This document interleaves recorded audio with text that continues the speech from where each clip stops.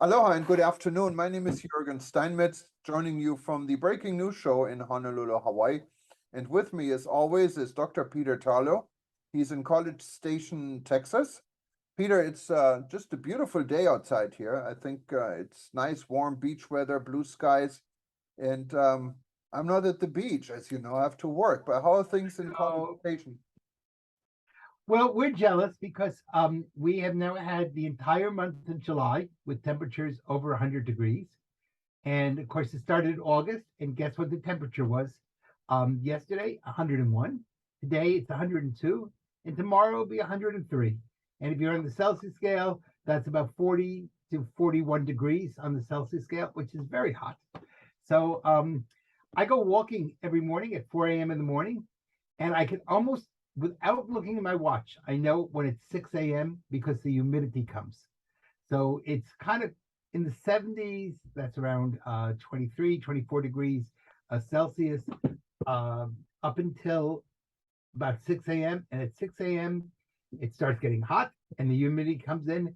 And then you don't have to worry about wrinkles because you're living in a boiling bottle of oil of Olay. So we're jealous of you. You have a beautiful beach and you have a lot nicer weather right now. Well, I had a conversation this morning on Zoom with the gentleman in London, and they were literally melting away again. It was very hot, then it cooled down. Now it's hot again. The only thing in London is most people don't have air conditioning. So I Yeah, know in yeah, Texas you we're have lucky. it's nice and cool inside, and in London you don't have this luxury in most buildings. No, we have here everything is air conditioned, so that is helpful. But because there's so much air conditioning in the system, the electrical grid might not last. They're asking everyone to keep the temperature between no lower than 78 and really at 80 degrees. So it's Wow. yeah, so it's definitely been a very tough summer.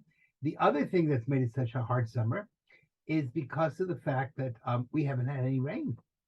And so all our lawns are beautiful between yellow and brown, neither of which is the color you really want to be for a lawn.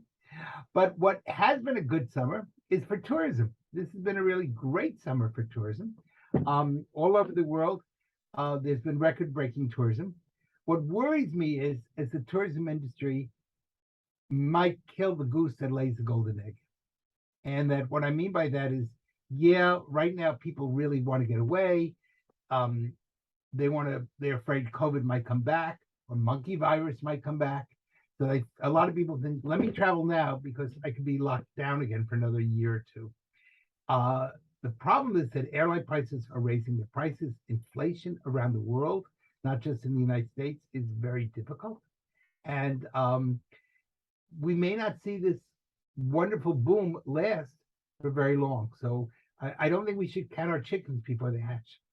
No, and this is definitely people are getting spoiled right now. The industry is coming back in full force. I can see it here in Hawaii. Our airfares are skyrocket high. The planes are full, the hotels are full. But how long this is going to go on, we don't know. I mean, if you look at our friends in Africa, um, uh, business is also coming back, but it doesn't take much to really destroy this. If you look Yeah. in Africa alone now, Delta, United, all of them started flights to Cape Town nonstop. They go to Ghana, they go to Nigeria. That never happened before. Um, And the other part of it how is we they got a sustain it? lot of government money. A lot of government supported their airlines in the United States and in Europe and in other parts of the world. And I don't think the airlines are terribly appreciative of all the taxpayer money that they've gotten. They kind of took it as it's coming to me. Well, it's not really coming to you. And in a time, if we face really economic hard times, and as you know, the United States is now in recession after the second negative quarter of growth, and we may see parts of Europe also going into recession. You know what? People are going to wonder, why am I giving money to an industry that really is not providing very good customer service? Yeah, and of course, customer service is down because we have a lot of the people that worked in the industry, especially in the hospitality industry, that found other jobs, other professions, and don't want to Yeah, go back cleaning rooms. What's understandable.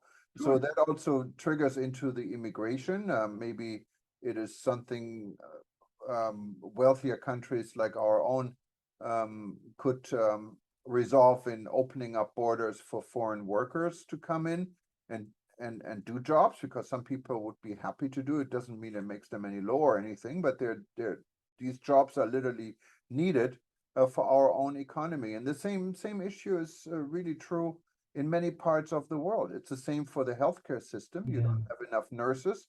So if you don't have enough nurses, that means your the healthcare of your citizen will. And that's one of the reasons why I think we're seeing the growth in medical tourism, because you don't always have all the services. I know that I'm in Mexico all the time, and I was just speaking to someone in there in Algodones, which is kind of the dental capital of the world in northern Mexico. And what might cost me $120 for having my teeth cleaned in the United States is 25 or $30 in Mexico. And the bottom line is the equipment is just as good, and people don't rush you. If you need to go to a hospital and you need a private nurse afterwards, you might not be able to afford that in Europe or in the United States. They just don't have the people. But in some of the less developed countries, they're willing to give you to help you in until you have fully recovered. And so the care that you're getting in many places is better. And that's created a whole new tourism industry. I'm going to be doing a conference in Morelia, which is in the state of Michoacan in Mexico, basically for medical tourism. That's Canadians and Americans who are coming to Mexico or to Central America for the purpose of healthcare. Yeah, and Peter, this healthcare, I can tell you my own little story. I'm going to be leaving this weekend to go to Bangkok. Yeah. And I'm going to Bangkok actually to go to the Bujumbura Hospital, what's a privately owned hospital, and it's quite known for medical services and medical checkups. Yeah. I tried to get appointments at UCLA, at the Mayo Clinic, at Cleveland Clinic. They're booked up for months to come, and it's expensive. The lowest rate I found was for UCLA, $7,800, I think it was. Now the tests I'm getting in Bangkok for preventive is less than $2,000 and has almost double the number of tests. And, So and the quality of the doctors is probably, but meanwhile, that's becoming a real boom in the tourism industry. And because if you can provide good safety and security, then people will not only go by themselves to get, whatever medical checkup they need, but they bring their family while they're being cared for medically. And sometimes you have to be by yourself, with the doctor. The family can go on tour. People are eating in restaurants. They're occupying hotel rooms. So it's created a whole new boom for tourism in ways that people hadn't thought of before. And that's really good for the patient. There's some problems, like if you have to go back, it could be a little bit difficult. You don't have somebody to check on you right away. But for example, if you're going to have your teeth cleaned, there's no problem at all. If you are going for a checkup like you are, you're getting a checkup and results, and you bring your results home. Why not do it? And you're getting a vacation in Thailand at the same time. yeah, and hospitals don't really have to look like hospitals.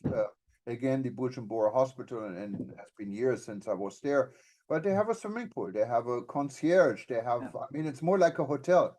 You don't really feel Probably the food is delicious. yeah, and the food is good. Yes, Yeah. absolutely. I mean, one of the problems that people talk about in the United States or Europe is how bad hospital food is. And if you're going to one of these, maybe we call them concierge hospitals, you're getting gourmet food, you're getting well treated, you're getting looked at by very high professionals. And if you're fine afterwards, you take a few days and if you've never been to Bangkok, and you get to see Thailand. And meanwhile, Thailand's making money because you're in a hotel, you're paying for restaurants, you're paying for food, you're creating everything that the tourism industry does. So medicine has become an attraction and not just a instrument to get people from being well. Yeah, and if you look at the healthcare system specifically here in the United States, it's not meant to be preventive. If No, if you look at the insurance companies, it's a lot cheaper to treat people, and we have great treatment here, but to treat people treatment after a heart attack instead of treating people so they won't get a heart attack because you have to treat everyone. So from the cost factor, it's quite a bit cheaper, and this is really the problem we have. So in order to get preventive medicine or preventive care, you have to pay for it out of your own pocket. The insurance won't cover it. And if you do it here in this country, it's expensive and really not freely and immediately available. So why not go overseas? You can combine Right. it with So a one of vacation. the combinations we should be really working on is combining medical tourism with gastronomic tourism. In other words, we should be teaching people when they go to a place, you don't have to have lots of fatty foods. We should be teaching people to eat more fruits and vegetables, teaching people to not only get preventative health care, but part of good preventative health care is having a good diet. And we could be pushing that type of gastronomic tourism, where not only do you get taken care of as far as they're examining your heart or your liver, whatever it happens to be, but we're also teaching people how to eat well, and and lower the fats and up the fruits and vegetables and nuts and things like that. So I think if you put those two together, you're going to have a really powerful form of a new tourism industry, which would do a lot of good for people. Yeah, and there are so many places actually that are participating already in medical tourism. It's not only in Asia. If you Right. look at the medical city in Dubai, it's state-of-the-art equipment. You go to Singapore, state-of-the-art facilities. Same is Even true in Mexico and Guatemala. Yeah, and Uh, I mean, you even go to, I mean, Switzerland, it's top of the line. I mean, you find medical tourism everywhere. right, but what I'm suggesting is we not only go to medical tourism because you have to have an operation or you want to have a checkup, but combine that with de-stress tourism, relaxation tourism, and gastronomic tourism. So we put the three together, and that really says, come here, you spend a week, we teach you how to eat, we check you for your vitals or whatever needs to be checked, and we try to teach you to be less, not to have as much stress in your life. All of that would really be wonderfully preventative. And if the word vacation, indicates to so many people relaxation, what a great way to maybe lose some weight, relax, swim, um, pull it all together in a very nice package. So maybe somebody watching us today will get the idea of creating gastro health relaxation tourism of some level of, and make it a total package. No, Peter, absolutely right. And from here, we're actually going to go to Jamaica, and we're going to look at alternative type of tourism away from the big all-inclusive resorts.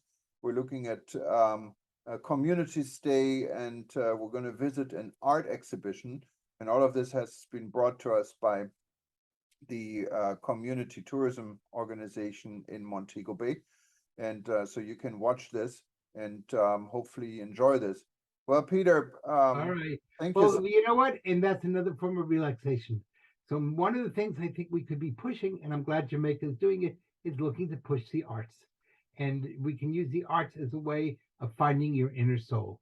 And if you can do that, that's really going to take tourism beyond just mass production and instead help people to find who they are in a world that's so big and yet can be so small, so scary and yet can be so loving. And arts can be relaxing. Enjoying arts, it's a form of relaxation. And of course, many people take advantage when you go on city tours, city sightseeing, you go to museums, you sit down. I really enjoy just concentrate maybe on one piece of art. You sit there and you just really sit there for 20 minutes and look at it instead of just chasing through the And building. you're lowering your Everyone, stress. yes, And absolutely, you're lowering your stress. And, absolutely.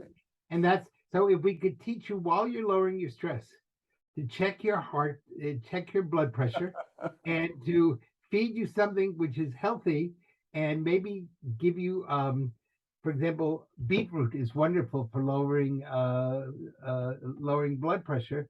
So you're drinking some beet juice while you're looking at the art, but just don't throw the beet juice at the piece of art because it stains. That would be dangerous. Yeah, That would be terrible. and get the right app. I mean, there's so many apps out there today Yes. that they check your blood pressure, they check your heart rate, and they check everything. And it's quite amazing. I mean, how this world is progressing. All right. Have a wonderful evening. Same to you, Peter. And Take please stay care. tuned. And we're going to go to Jamaica now. All right. I'm looking forward to it. Bye bye. Bye bye and aloha from Hawaii.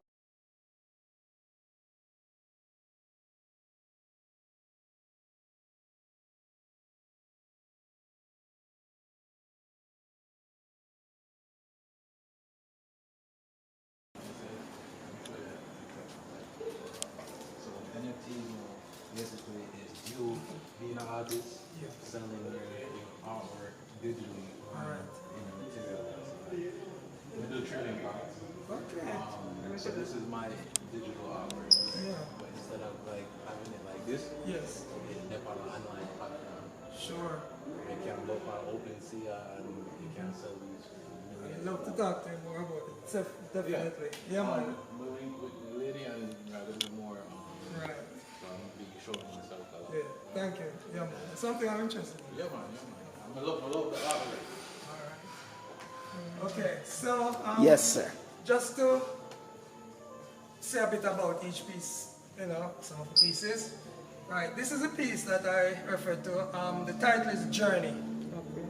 And I'm very into our our culture, our origins, the origins, you know, our history and so forth. All right, and this comes from the Akan people of Ghana, yes, and it's traditional religion, you know, it's called Akan, and it's from the Ashanti people. Right, I think so. European they call it Ashanti, right? But the original is the Asante, which I took my name from, Opio Ya Asante. Yes. So in this picture, as you can see, there's a baby that's in the womb, and then the journey begins. Okay, to childhood. That's the mother, and then teenage, you know, coming up to adulthood.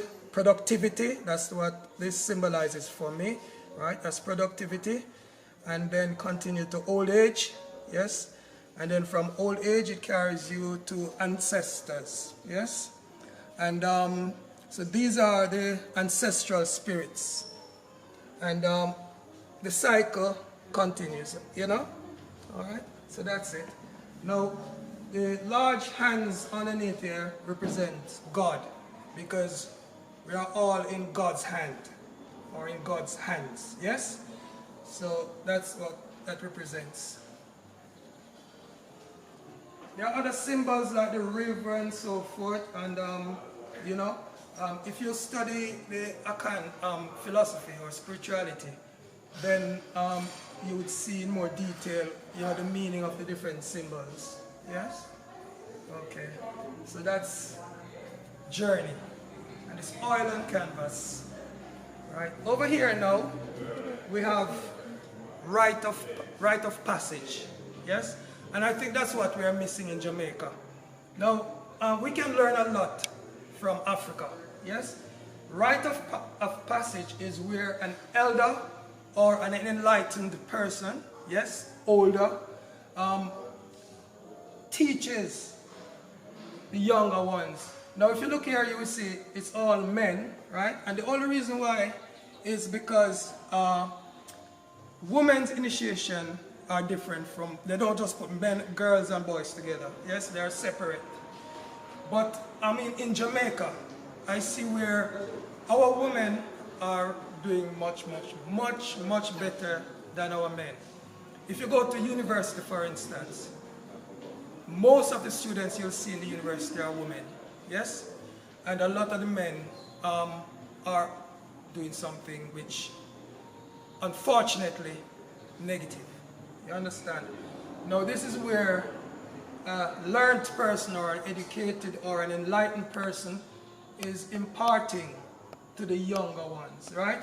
And I think this is different from school, because I did mention about self-knowledge earlier. And that is where he's imparting not necessarily academic material, but life material, yes, learning who you are, yes, and if you don't know yourself, then, it's like you don't know anything, because I think the first thing that you should know is yourself, right? And there's this book, When We Ruled, When We Ruled, and it's written by a brother called Robin Walker, yes? And this book is a very good history book on all the different civilizations in Africa, from east to west, north to south. And it really goes into detail, So anybody who wants to learn about their African heritage, I recommend that book, yes? When We Ruled by Robin Walker, right? I did say that this is Queen Nanny, and Queen Nanny was born, she born in Africa, and then she came here, all right? But before Queen Nanny, there was another Queen Mother called Queen Mother Ya Asantewa, and that was a picture of her, yes? And I more or less just copied the picture, but I'm leading it now to Queen Nanny in our situation, yes? A liberator. And opium means liberated, okay?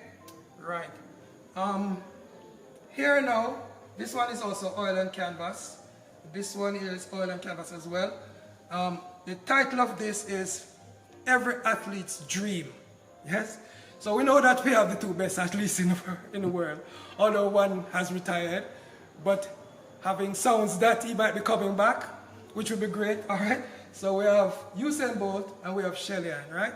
Now, I couldn't paint everybody because we have other great athletes, right? So they are representing all our athletes, basically, all right? Yes. And as I said, this is also oil and canvas, all right? Now, here now we're going into taking a different avenue now, right? Looking at Jamaican culture, these are some of the fruits that we have, fruits and vegetables and so forth, right? So we have the apple, the OTT apple, right? That's carrot there. So if you look good, you'll see them. This one here, okay. That's chocho. That's the peared. That's a pear, that's right. Coconut, Banana, coconut, and national dish, Aki, right, okay. And this is pencil, color pencil on paper, all right? Color pencil is one of my favorite medium because Will it fade with yeah, time? sorry? Will it fade with time? Oh, well, I've not had a problem with that, Yes, so it should be okay. Right, over here, I love to champion women because I'm really impressed with, because a lot of our women are bringing up children on their own, right? So they are nurturers, yes? And I really give them credit for whatever we have achieved in Jamaica. You understand? All right. And here, this one is entitled Praying for Peace. Yes? I saw this picture in I think it was the Gleaner. And I just had to draw it. You understand? Because if you listen to the news and so forth, there's so much tragic situations, and we all need to pray for peace, right? So these two are praying for peace. Right? This is also a color pencil, right? This one is done digitally in terms of it's use a Photoshop software, but I use the mouse like I'm using a paintbrush or a thing and just draw with the mouse, With the mouse? Yes, on the screen, you know what I mean? And so this is the eye trees, okay? So I say, okay, if we have Bob Marley, we need to have the eye trees as well, you understand? Right, I can't sculpt everybody, so I did those digitally, yes? Right, and okay, so we're gonna go over to the next board over there.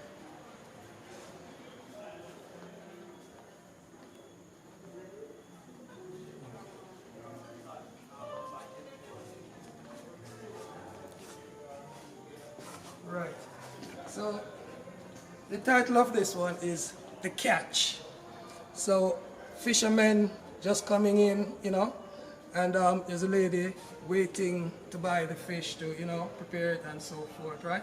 So that's that scene, that's what that is. This is also oil on canvas, okay? And if, I don't know if you know Alligator Pond, because we should all know, if you live in Manchester, in Mandeville, we should also know Alligator Pond, right?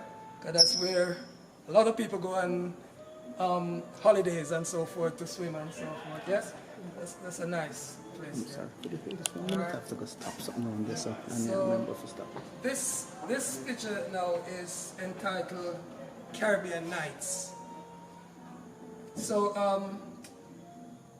I saw this picture, although we don't have a lot of this type of boat in the Caribbean right now, well, in Jamaica, yes? In the Jamaica seas, you won't see a lot of that, but I've got a license to be creative, right? So this is my creativity. I like this boat. I like the sails and so forth, okay? And I just put it. But also we have there are some men here, just like here, where they're pushing up the boat, yes? They're bringing the catch and they're pushing the boat up on the shore, right? These are nets, fishing nets. And also, if you look carefully, there are some fishing nets over here as well. So, a similar theme. Right. Now, but this one is acrylic on paper. This, I went to a family funeral and I saw this little girl. And I was taking pictures. And I had to take a picture of her. And I'm so captivated because I remember, you know, little children wearing the ribbons and so forth, and they have the bubbles and stuff in their hair. And so this is symbolic, the flowers, yeah? Beauty and so forth, and tenderness and all of that, yes? And so this is entitled Flower Girl. Okay? Now, this is another digital painting. Well, this is a photograph of a painting I did before, and then I added some text, yes? Because citizenship is very important to me. And I also wrote a book on citizenship and hope to do a series on citizenship.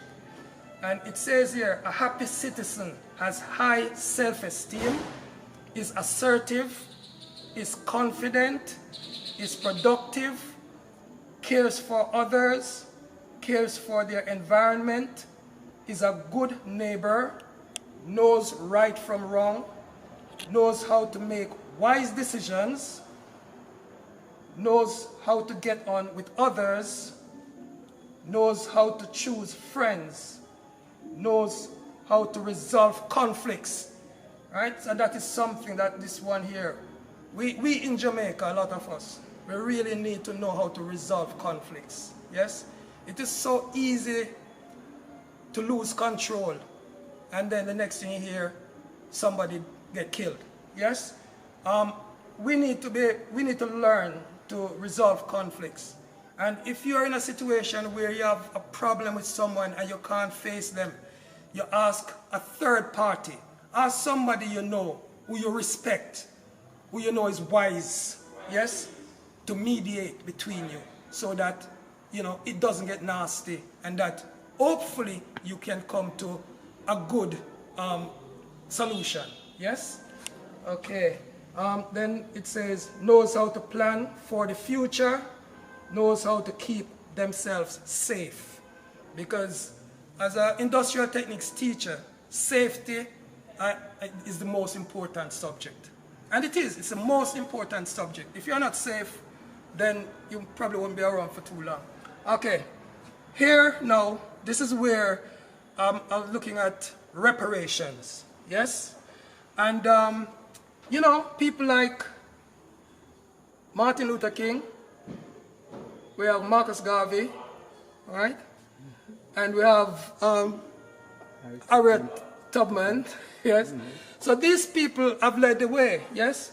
It says here, I have a dream, I have a plan, I have freed my people. What will we do? Okay? And this is where we can do something. We can make our voices heard. You don't have to be an artist.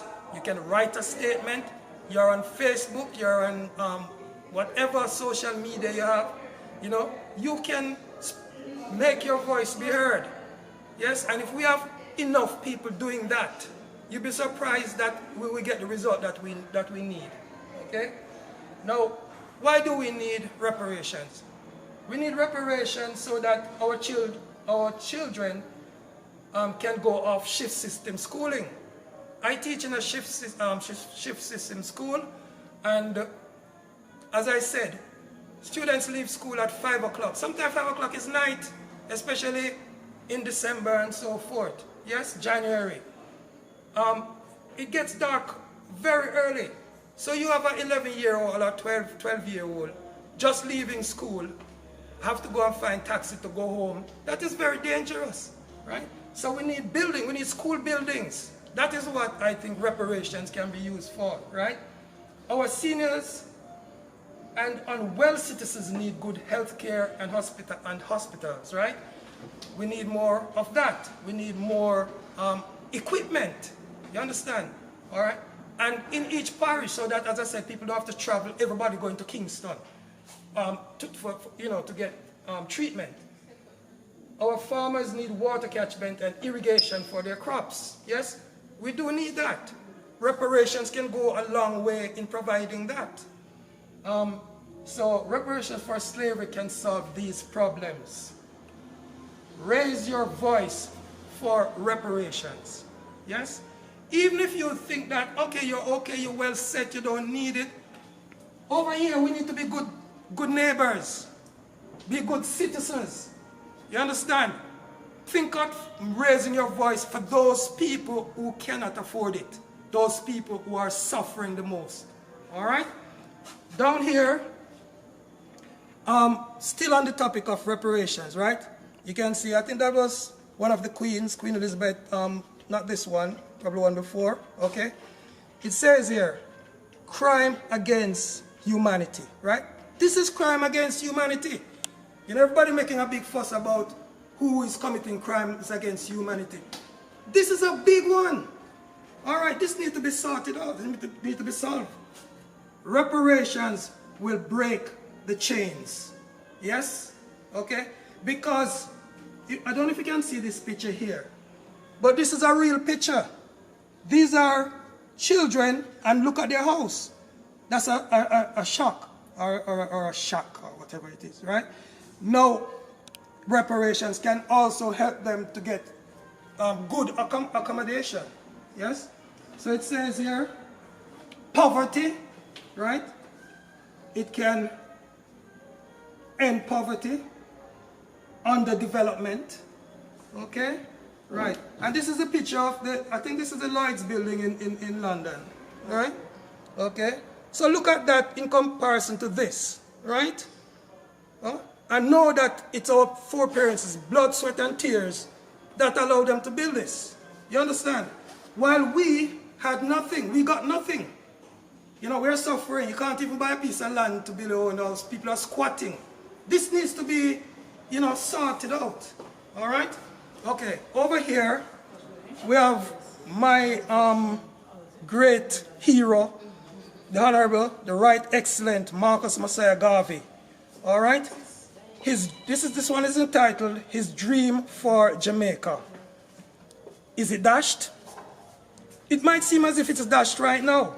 When you listen to the news and you see what's happening, you know, it's like you have to be really strong to really keep hope. All right? This is a gangster, as you can see, there's a gun. So a lot of that is happening daily in Jamaica, right? And also, I was talking about corruption, right? So this represents one of the big men, white collar crime, yes? And look at all these are $5,000 bills, okay? That just shows that all the money that he is ripping off from the country. right? Money that should be used to educate our children and to help our country to develop, all right? So,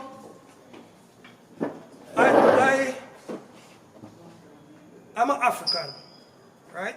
And although my heritage is from West Africa, Ghana to be exact, but all of Africa is ours, yes? And this is North African. The title of this one is Sahara Tribesman.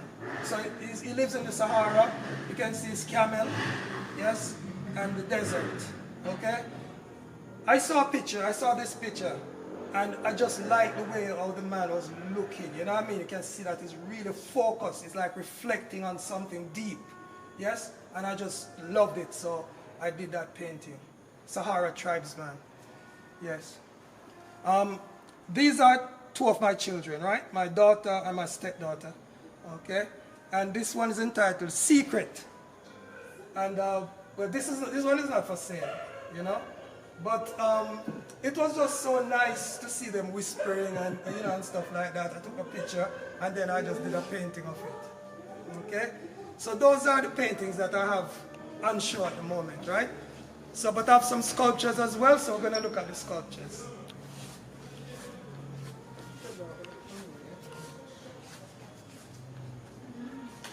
Okay.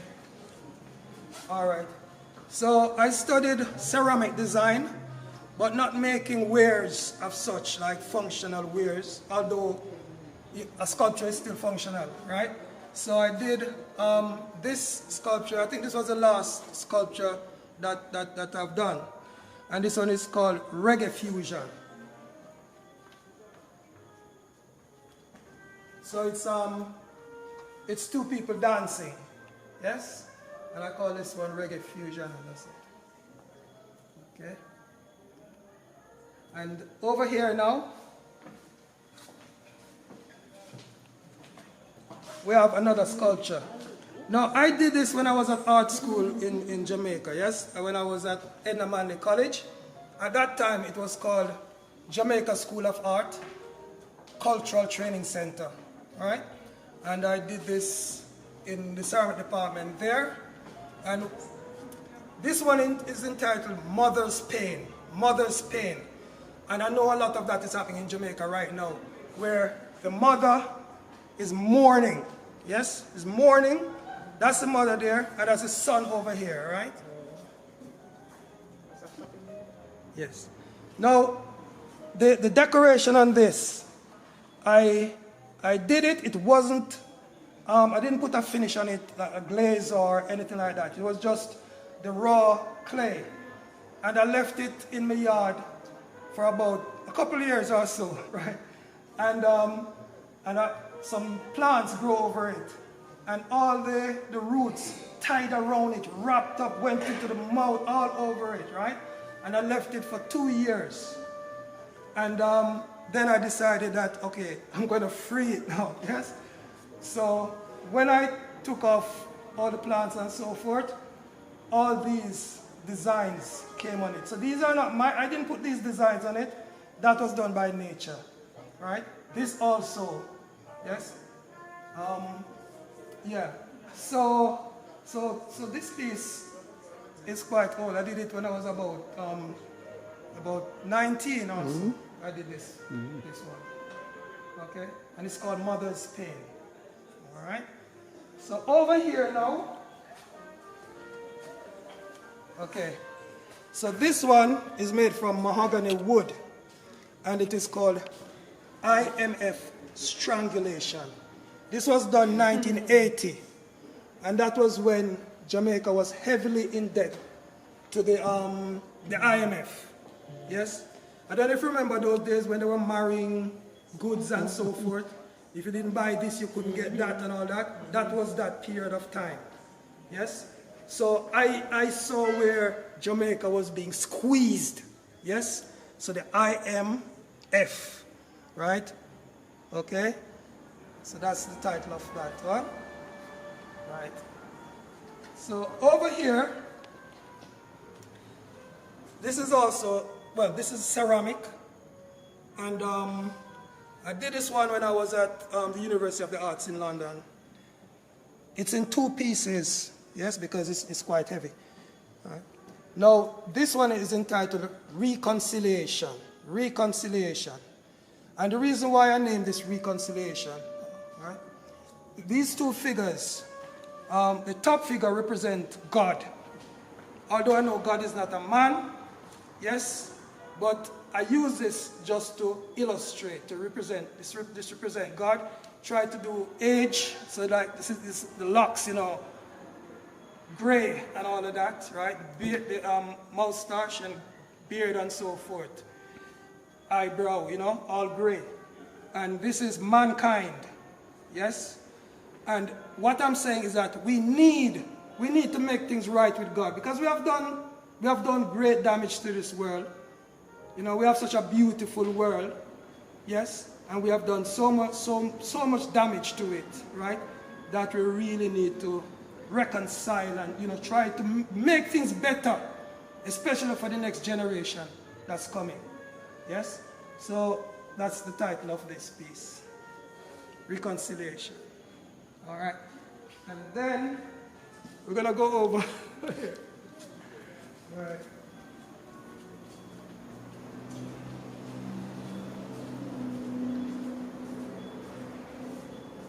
Right.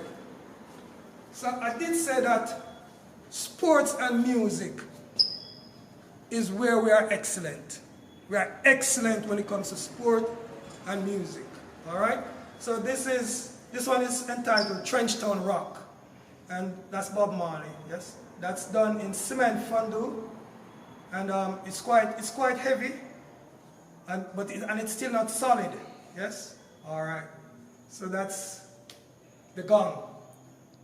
Well, not the original gong according to what we've just heard, you know, the presentation by Mrs. Dixon. All right? Okay. And then, this is the last piece on the show, right?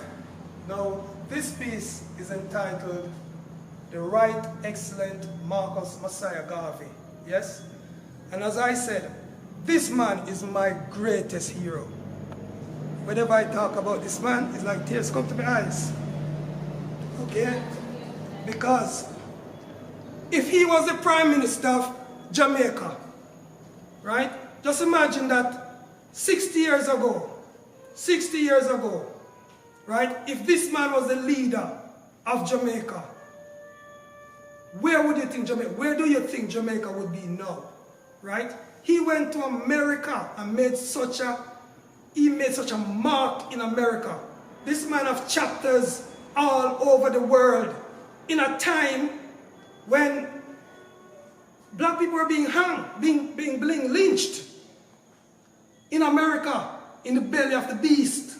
You understand? This man was there, and what he had accomplished. I just respect this man so much. You know what I mean? And I wish that he was able to lead our country, because I really believe that we wouldn't be in the mess that we are in now. You understand? You know? I mean, people find a lot of faults and all sorts of things and whatever it is. But look at the positive, look at don't look at the negative or what people say. What he achieved in that time, you understand? It was like unbelievable as a black man. You understand? So this man will always be my #1 hero. All right? And when I had the opportunity, I made sure that I did the biggest sculpture I could do of him. You understand? Right? I feel like say I could build the rest of the body as well. You know what I mean? But that's my boss. Yeah, man. Great man. All right? Okay. Great job. And that's it. Thank you very much.